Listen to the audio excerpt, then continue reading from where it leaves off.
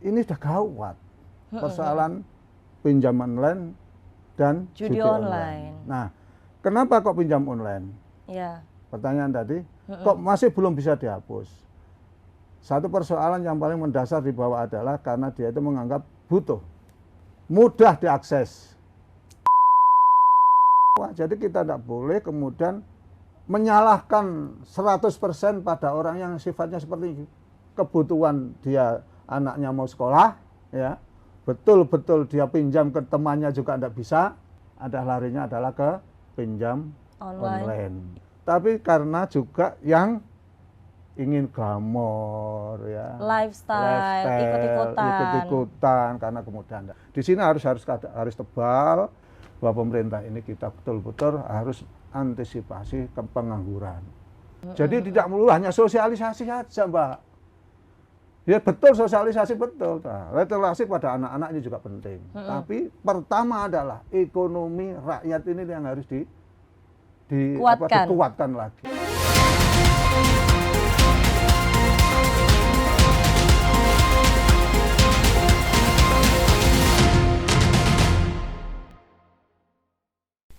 Sebagai epicentrum budaya dan ekonomi di kawasan Timur Nusantara, Jawa Timur mencerminkan dinamika kehidupan masyarakat Indonesia dalam segala keberagamannya. Tantangan demi tantangan hadir, namun Jawa Timur terus beradaptasi dan berinovasi demi menghadirkan kesejahteraan yang merata bagi seluruh warganya.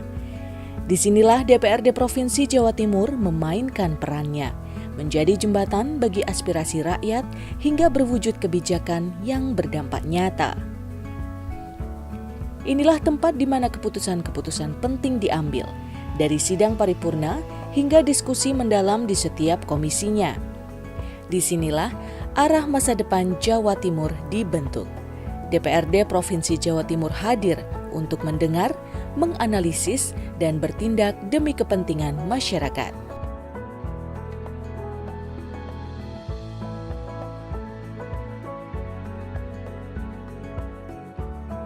Selamat datang di Dewan Perwakilan Rakyat Daerah Provinsi Jawa Timur, lembaga yang menjadi suara rakyat dan penggerak pembangunan daerah untuk kesejahteraan bersama.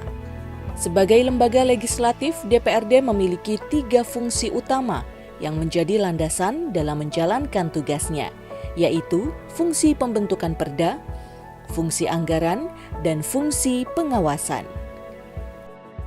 Pada fungsi pembentukan perda, DPRD berperan aktif dalam merumuskan dan menetapkan peraturan daerah yang menjadi pijakan hukum bagi masyarakat.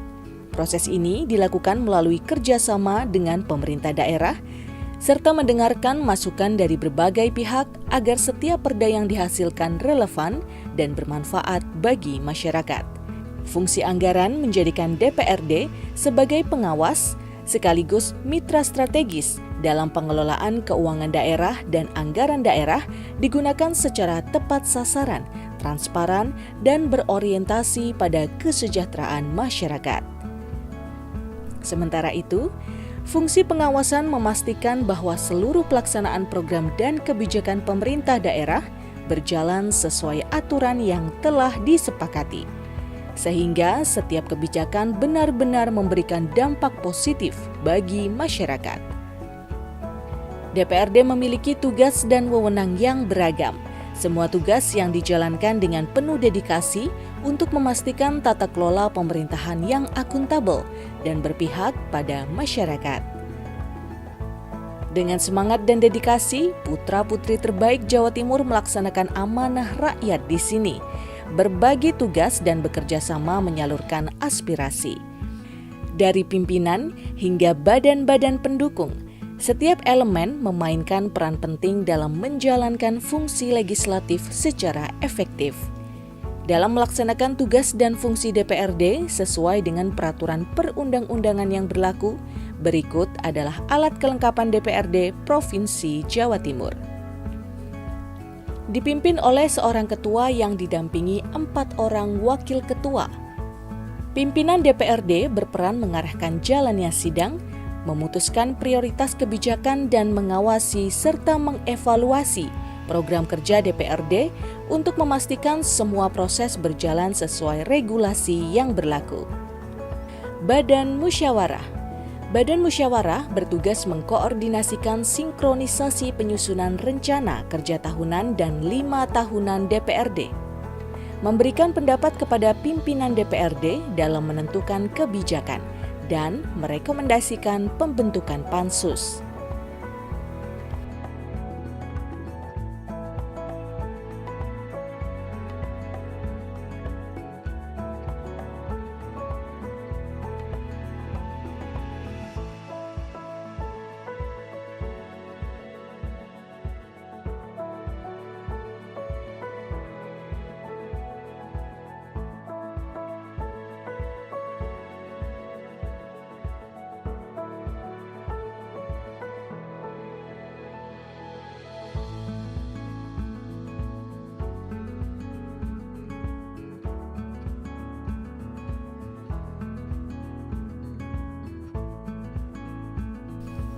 Bapemperda.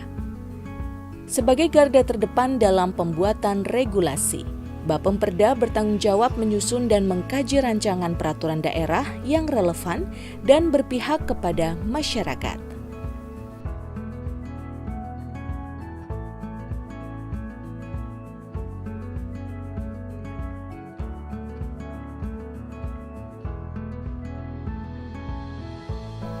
Banggar. Badan anggaran berperan penting dalam mengelola keuangan daerah, memastikan setiap anggaran dirancang dan digunakan untuk kesejahteraan masyarakat.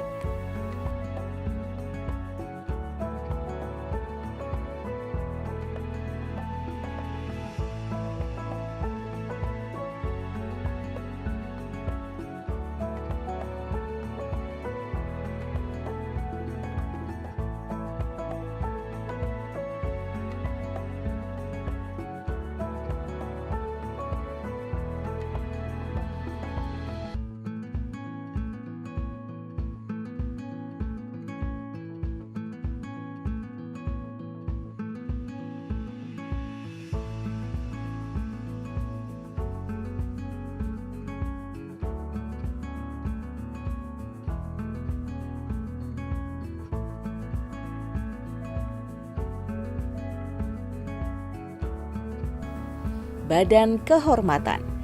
Badan Kehormatan DPRD Jawa Timur berperan penting dalam menjaga integritas DPRD, termasuk menegakkan kode etik, tata tertib, kedisiplinan, dan menjaga citra dan kredibilitas anggota DPRD. Komisi. Untuk memastikan setiap aspirasi terpenuhi, DPRD Jawa Timur membagi peran ke dalam 5 komisi yang bekerja sesuai bidangnya masing-masing. Komisi A berfokus pada bidang pemerintahan, memastikan regulasi yang mendukung tata kelola administrasi, pelayanan publik, dan birokrasi yang baik.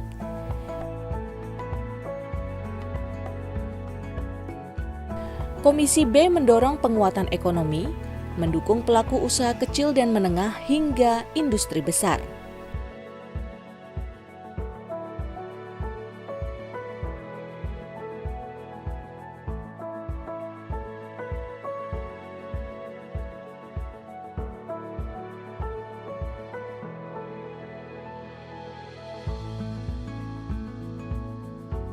Komisi C mengelola keuangan daerah dengan transparansi, memastikan anggaran tersalurkan tepat sasaran.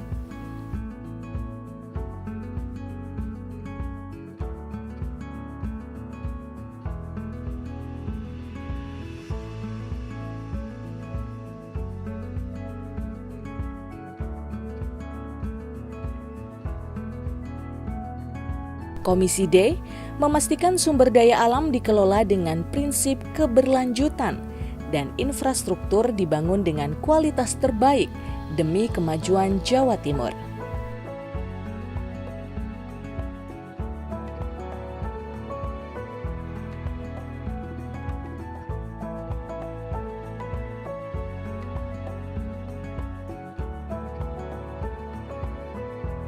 Komisi E bekerja untuk meningkatkan sektor-sektor yang berkaitan dengan kesejahteraan rakyat dan menangani isu-isu sosial yang mendasar agar memberikan manfaat maksimal bagi masyarakat.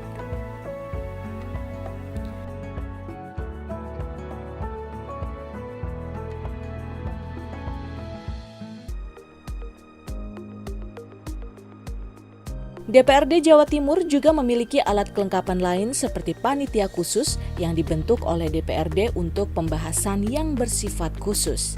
Dengan tugas yang spesifik dan waktu kerja yang terbatas, Pansus memastikan setiap permasalahan dapat ditangani secara efektif dan terarah. Kelompok pakar dan tim ahli berperan penting sebagai pendukung teknis dan strategis, memberikan analisis, kajian, dan rekomendasi untuk membantu anggota DPRD dalam merumuskan kebijakan, menyusun perda, hingga menyelesaikan berbagai isu kompleks. Kerja keras, kolaborasi, dan kepercayaan adalah landasan di mana DPRD Provinsi Jawa Timur tegak berdiri. Bersama rakyat, kami menciptakan harmoni yang menggerakkan perubahan, menjawab tantangan demi majunya provinsi ini. Masa depan Jawa Timur adalah tanggung jawab bersama dan kami akan terus bekerja untuk mewujudkannya. Membangun Jawa Timur menuju masa depan yang lebih cerah, lebih kuat, dan lebih sejahtera.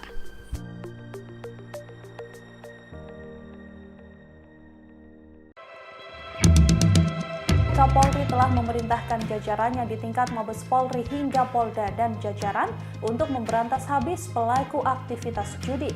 Aktivitas perjudian tersebut tak hanya perjudian konvensional, namun juga perjudian online dan para pemain hingga bandar.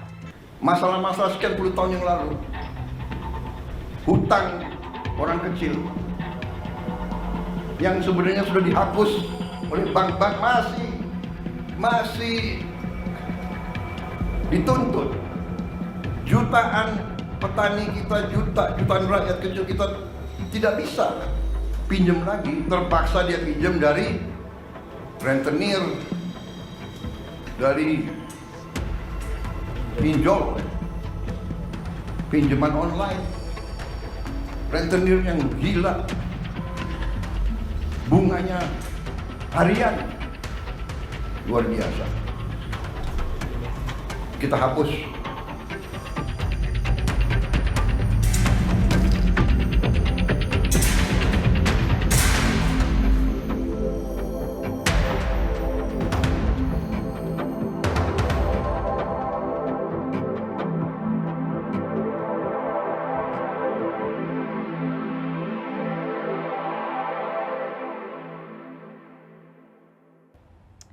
Assalamualaikum warahmatullahi wabarakatuh. Salam sejahtera, Om Swastiastu, dan Namo Buddhaya, serta salam kebajikan.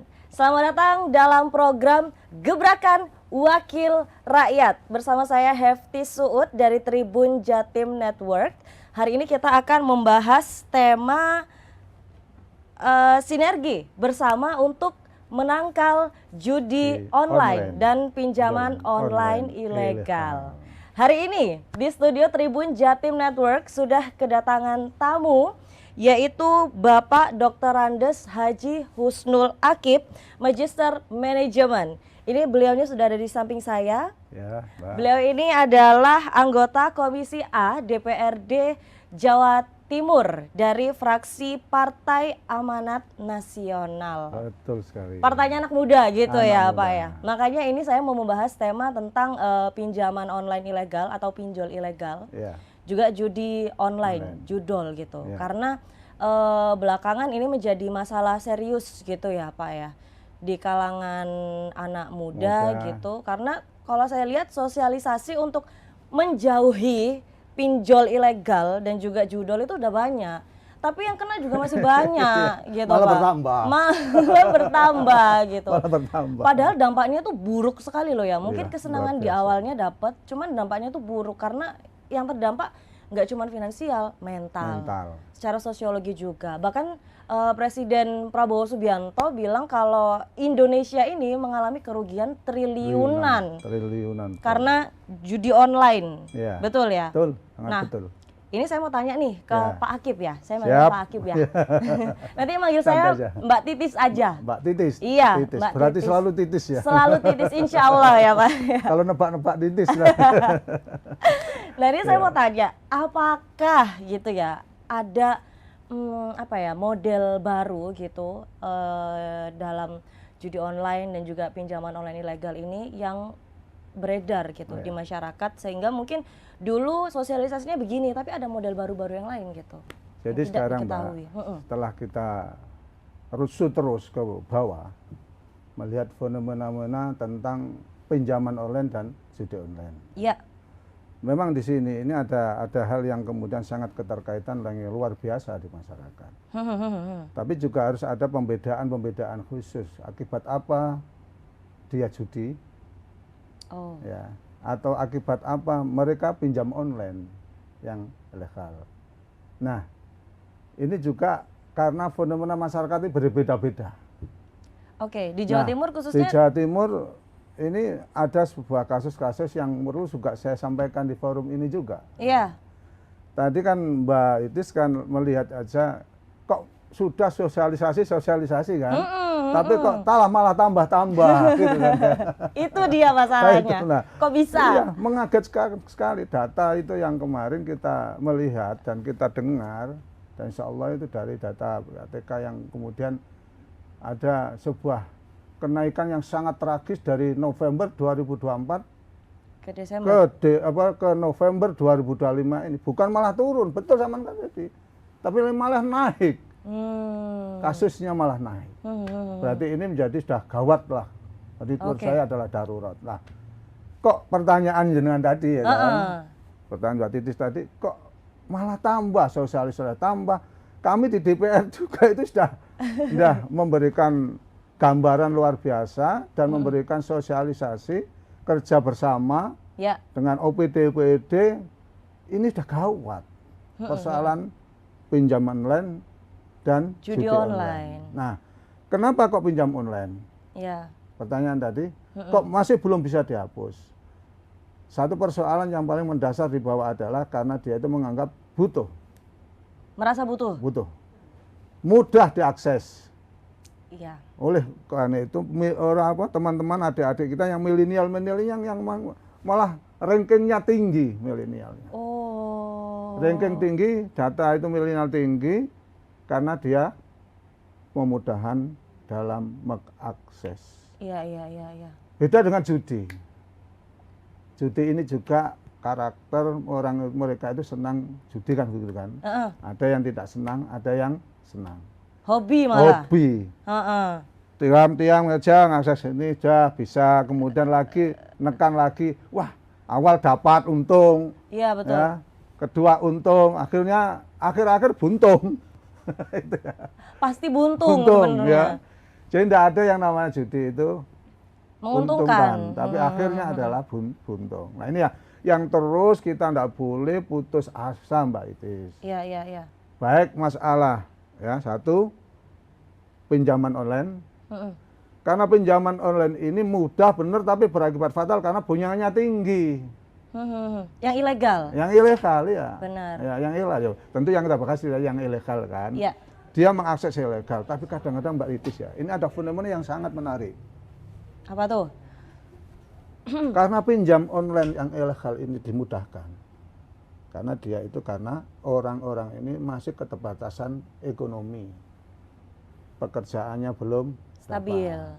Belum stabil, kebutuhan mendesak sekali. Sering saya sampaikan itu di bawah, jadi kita tidak boleh kemudian menyalahkan 100% pada orang yang sifatnya seperti kebutuhan dia anaknya mau sekolah, ya betul-betul dia pinjam ke temannya juga tidak bisa, betul. Dia jaminan mau pinjam ke temannya sudah tidak dipercaya, larinya apa? Larinya adalah ke pinjam online ilegal. Tekan tinggal sini sekian, dapat sekelas 10.000, besok sudah ditagih-tagih gak karu-karuan. Nah, sering curhatan itu kepada saya selaku DPR, Mbak. Ya. Jadi saya bisa membedakan betul.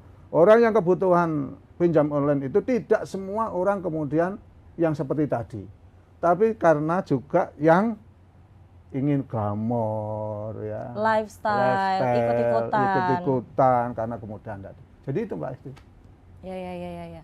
Nah kalau dari DPRD Jawa Timur sendiri gitu ya, Ya. apa yang sudah dan akan dilakukan gitu melihat fenomena judi online dan pinjaman online ilegal ini udah gawat gitu. Ya. Kalau kata Pak Akib tadi. Kita di DPRD khususnya Komisi A selalu memfasilitasi Mbak, ya, memfasilitasi sebuah kegiatan-kegiatan yang masif. Ya. Kegiatan apa itu? Kadang-kadang kita rujuk ke bawah, ngundang anak-anak di tingkat SMA. Untuk apa? Untuk menyampaikan ini, bahwa ruginya kita pakai pinjam online, karena di sini sudah merambah ke anak-anak yang digital. Iya. Ya.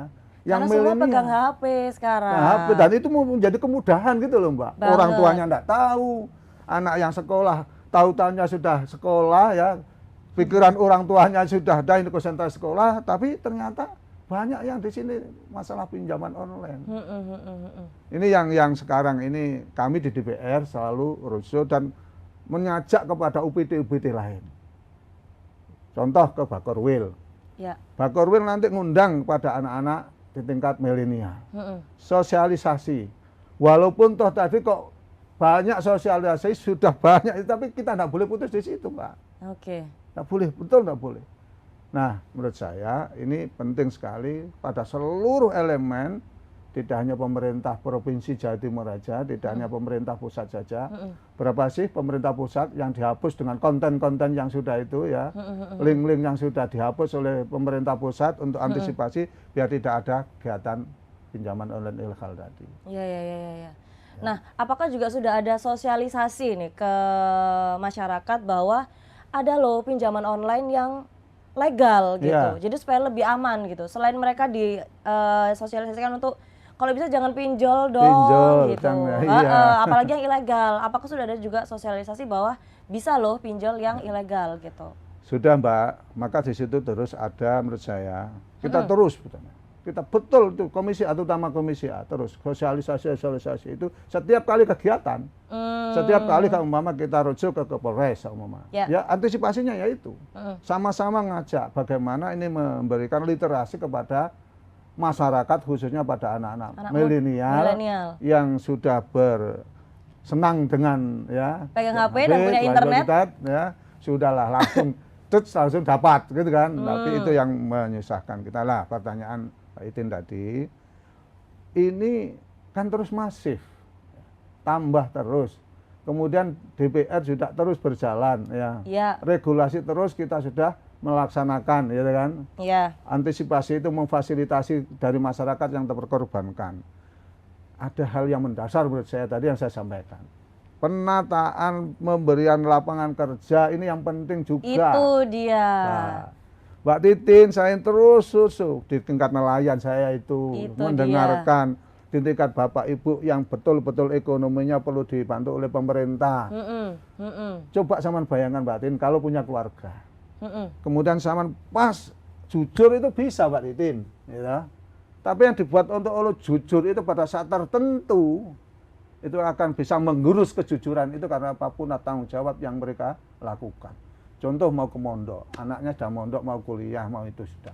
Pas biayanya anak minta pada orang tua. Orang tua pas tidak ada, coba zaman bayangkan. Minta dispensasi belum bisa, ya. Kemudian minta teman, ya pinjam ke teman, apalagi minta pinjam aja tidak bisa. Teman akrab itu minjami sudah tidak bisa. Yang mencet ini, Pak.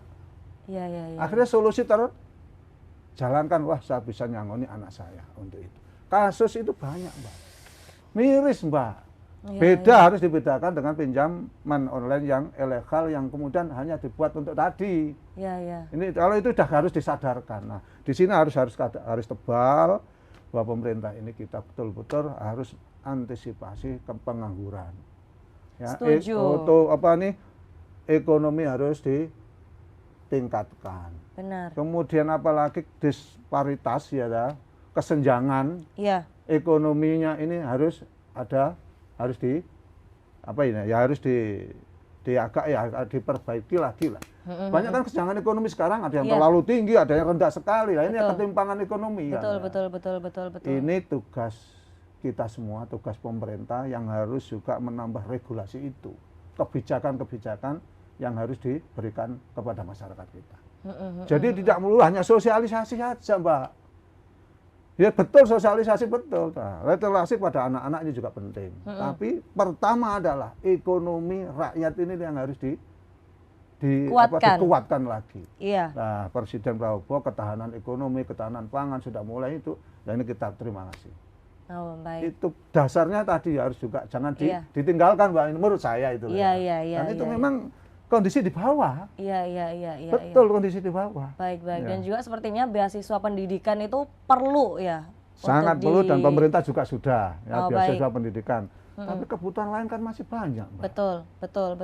Biaya hidup selain iuran ya, kan banyak. Banyak sekali. Ada kos, ada apa. Betul. Ya, Mbak, di situ yang perlu kita. Iya. Lalu kalau menurut Pak Akip nih ya, yang lebih rentan gitu ya terpapar godaan pinjaman online atau judi online itu sebenarnya adalah anak-anak muda atau kaum milenial atau keluarga dengan ekonomi yang rentan. Mana yang lebih mudah terpapar? Yang mudah lebih terpapar sekarang menurut data sekarang. Dari saya tadi bilang tadi dari November 2004 sampai sekarang, dari 75% sekarang sudah 99%, naiknya 20% lebih, Pak. Itu adalah milenial. Ngeri itu, Pak. Milenial. Itu data tadi yang baru saya, dengar tadi. Aduh ya Allah, ini gimana ini kalau sudah seperti ini. Maka di sini harus tadi literasi pada anak-anak milenial. Larinya jangan ke situ. Jangan kemudian kebebasan kita untuk main gadget ini kemudian kita hanya gunakan untuk tadi.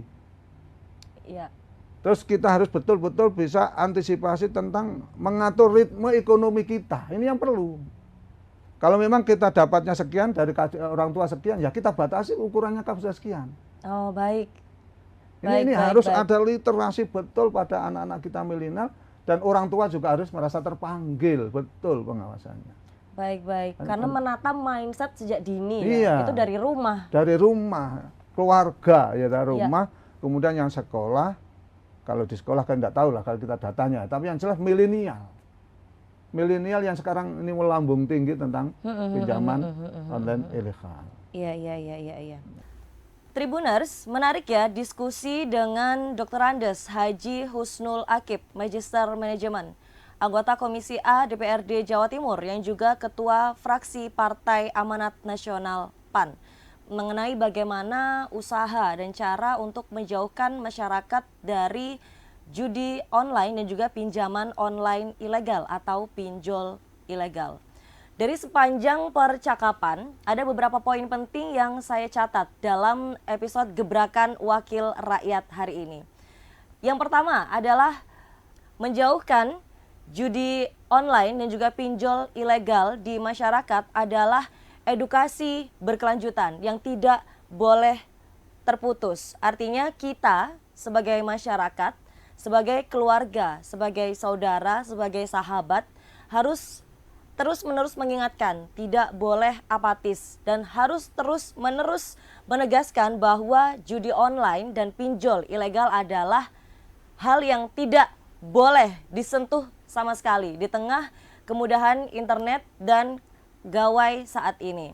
Selanjutnya ada poin penting kedua, yaitu pinjaman online ilegal dan juga judi online itu lebih banyak kerugiannya ketimbang keuntungannya, walaupun di awal menimbulkan perasaan-perasaan senang.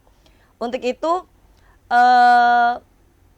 Pak Akip, sapaan akrabnya, mengatakan bahwa DPRD Jawa Timur selalu memberikan sosialisasi dan juga edukasi kepada masyarakat, khususnya anak muda, mengenai kerugian dari pinjaman online ilegal dan juga judi online. Sebab kerugiannya tidak hanya pada kerugian finansial, tetapi juga bisa berdampak terhadap masalah sosial dan juga gangguan mental. Ketiga, yang menurut saya ini sangat menarik adalah semangat dari pemerintah, khususnya DPRD Jawa Timur, untuk meningkatkan ekonomi masyarakat demi menangkal judi online dan juga pinjaman online ilegal di masyarakat. Sebab menurut Pak Akip, ini adalah salah satu solusi paling ampuh untuk membuat masyarakat tidak tertarik untuk bergabung atau mendaftar pinjaman online ilegal atau bermain judi online untuk mendapatkan kesenangan sesaat. Tribuners, demikian gebrakan wakil rakyat hari ini bersama Dr. Andes Haji Husnul Akip, Magister Manajemen, anggota Komisi A DPRD Jawa Timur yang juga Ketua Fraksi Partai Amanat Nasional. Terima kasih sudah menonton dan sampai jumpa di gebrakan wakil rakyat lainnya.